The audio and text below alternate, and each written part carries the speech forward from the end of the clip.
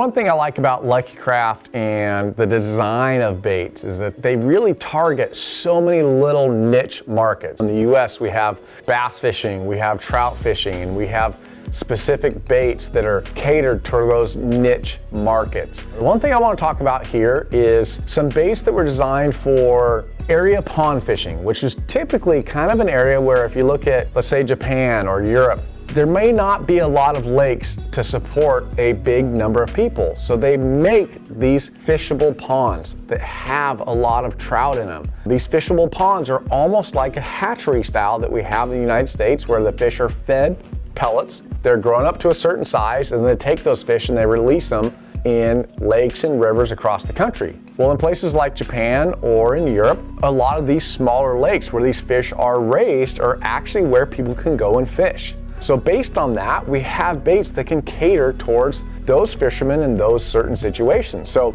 we have these great little topwater baits in these great little colors. They're a prop bait. We also have a little popping style bait that has a little kicking tail on it.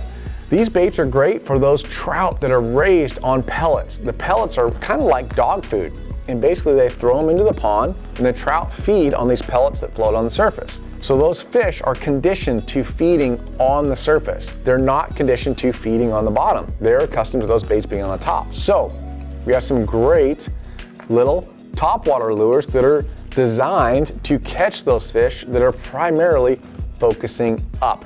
Now, that bait will sink, or there is any kind of natural things in the water that those fish will also eat that are subsurface. So Lucky Craft came out with some great CraPea style. They call it deep CraPea. They're little crankbaits. Now, the great thing about this though is for a beginner fisherman, you feel that vibration. You cast a crankbait out there, and when you're reeling it in, you feel that vibration of that little crankbait. A lot of the traditional lures for trout are small spoons, small spinners. When you cast that out and you're reeling it in, you don't feel anything. You don't know if that bait is balled on top of each other in the cast. You don't know what's on there. You don't know if that bait is running properly. You have zero resistance on the end of your line. So this is great for castability.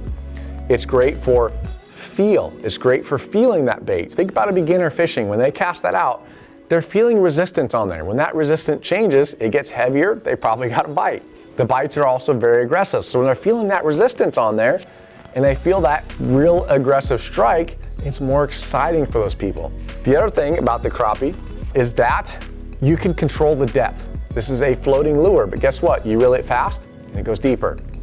You reel it slow and you can keep it shallower.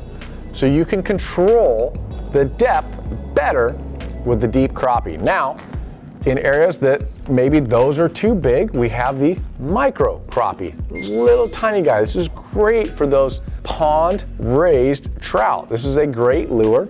The other great thing about the deep CraPea plus the micro is the colors we have. Here's a kind of a natural green. We're gonna have the bright pinks. We have yellows. Lots of different color availability for king on those trout. Then this right here is a Pointer 48 DD. It's great for going a little bit deeper. That's going to be a traditional minnow style bait that's going to work in those same city-run, state-run lakes that are designed for raising trout and having people come and fish for those raised trout. So a great niche market with great baits for catching more fish.